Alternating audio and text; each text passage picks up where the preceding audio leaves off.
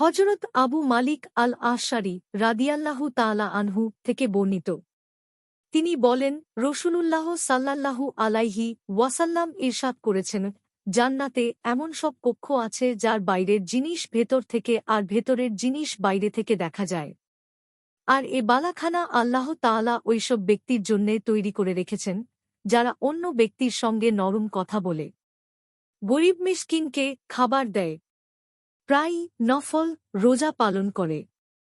রাত্রে এমন সময় তাহাজ্জুদের নামাজ আদায় করে যখন অনেক মানুষ ঘুমিয়ে থাকে। বাইহাক্কির শুআবুল ঈমান।